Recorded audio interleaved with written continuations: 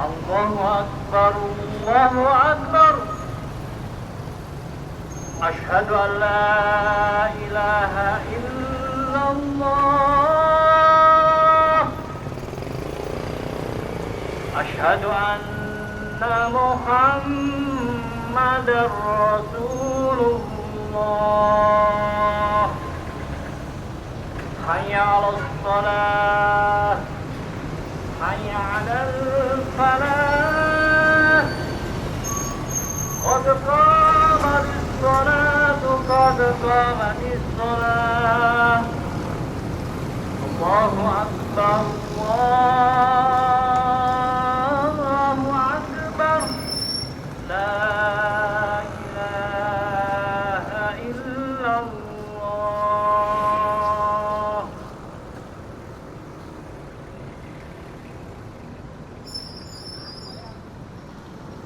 Di Islam sendiri ada memang ketika istrinya itu istilahnya membangkang kepada suami, ada boleh itu dipukul, tapi ada syaratnya tidak di wajah dan itu tidak keras.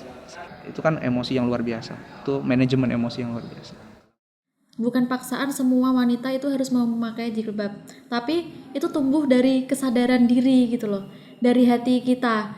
Kita punya kesadaran memakai jilbab itu jadi semata-mata bukan karena saya memakai jilbab karena misalnya karena sesama atau karena orang tua, tapi benar-benar dari diri kita, saya menutup aurat saya karena Allah gitu loh. Kenapa wanita diperbolehkan untuk menampakkan ini dan ini? Itu karena apa? Karena dengan ini dan ini saja yang terlihat, dari segi kesehatan pun itu juga sudah memenuhi gitu. Itu kenapa? Karena kalau ini ngomongnya sampai ke vitamin D ya. Jadi vitamin D itu bisa menyerap cukup, itu sudah cukup melalui ini sama ini gitu. Dan itu wow, ternyata memang perintah, dibalik perintah-perintah yang selama ini diperintahkan oleh Allah itu memang banyak suatu manfaat gitu. Sekarang kalau misalnya ditanya lah, bagi seorang laki-laki kira-kira kalau nanti mau memiliki istri gitu, dia mau yang istilahnya dalam tanda kutip baru gitu, baru untuk dirinya sendiri, atau dia mau yang sudah sering dipandang oleh orang lain, lekuk-lekuk tubuhnya dinikmati oleh orang lain, atau yang apa? Saya yakin sebagian besar laki-laki juga akan memilih yang pertama seperti itu. Dan bagi saya itu positif dari secara sosial, secara psikologis dari jilbab itu sendiri gitu. Selain aturan agama tadi. Pernah dengar isu-isunya katanya negara Prancis katanya wanita-wanita di sana dilarang gitu. Entah itu sudah diterapkan atau tidak. Sepertinya belum diterapkan ya. Kalau misalnya dibilang untuk malah menghambat komunikasi segala macam, menurutnya tidak seperti sekarang. Buktinya kita berkomunikasi biasa-biasa saja kan. Kalau misalnya Indonesia ada HAM itu yang kita gunakan. Itu hak asasi manusia, di mana manusia di sana bebas berekspresi mau seperti apapun di situ kan. Kita gunakan di situ. Kita nuntut mereka apa yang salah dari wanita yang berjilbab dengan yang tidak berjilbab. Kalau misalnya kita mau bandingkanlah dengan kue yang dijualan di jajanan yang tidak dibungkus sama kue yang ada di supermarket yang dibungkus dengan rapi. Tentu harganya lebih mahal yang ditutup, bukan? Kita kan baru semester 2 ya, baru awal. Ini belum bersuami, berkeluarga belum. Tapi kalau keinginan maksudnya saya pribadi menginginkan suami yang dia bisa menjadi imam untuk keluarga.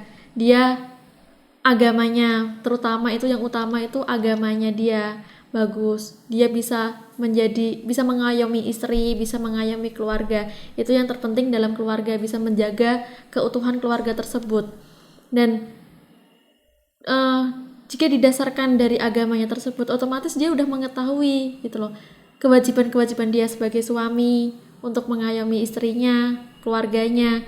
Jadi insya Allah keluarga itu, suatu rumah tangga itu akan jalan tuh sakinah, mawaddah warahmah itu. Seperti itu. Jadi memang poligami itu dibolehkan. Jadi di Islam itu poligami dibolehkan, bukan berarti diperintahkan ya. Jika kamu takut tidak bisa adil dengan istri-istrimu, maka istilahnya ambillah satu saja gitu. Jadi ya memang itu syaratnya berat. Saya tidak menentang poligami gitu. Saya menerima adanya poligami karena itu memang kebolehan dalam agama saya tidak boleh, dan jika saya menolak, saya berarti bisa dibilang kasarannya saya akan menuju kekafiran kayak gitu. Jadi meskipun sekarang sudah ada emansipasi wanita yang dibilang persamaan gender ya, jadi antara pria dan wanita itu sama, bahkan perempuan itu boleh memimpin. Tapi di dalam Islam yang namanya perempuan itu tetap di bawah laki-laki, terutama dalam rumah tangga. Jadi yang namanya seorang istri itu tetap di bawah dia di bawah suami.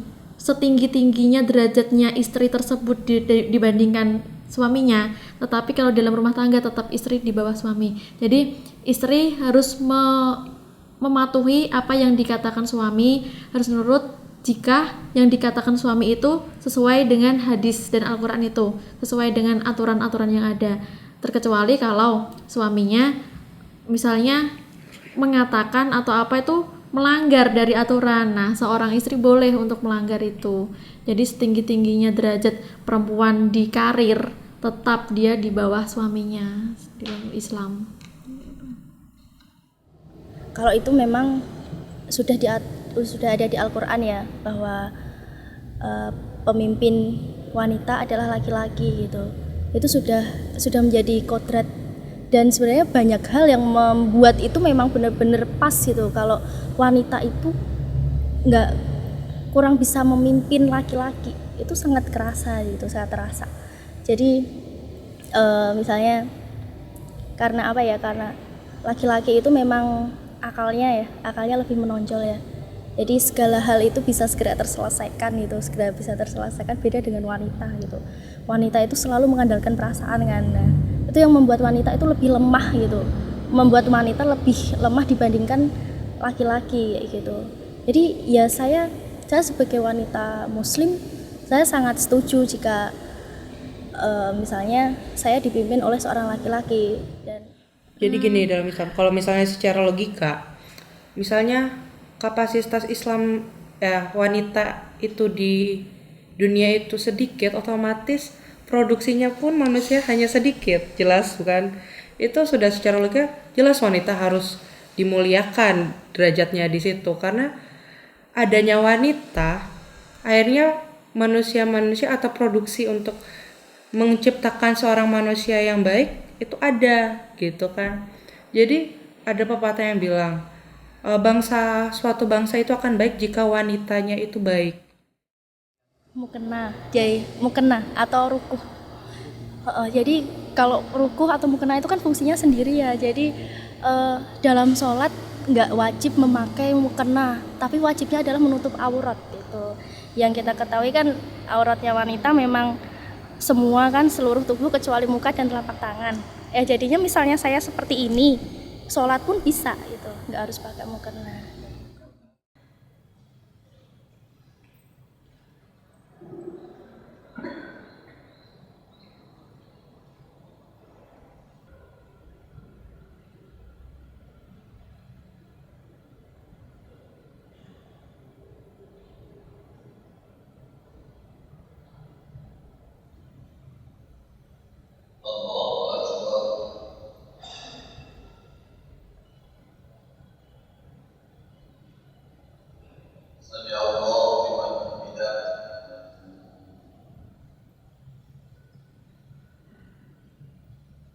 Allah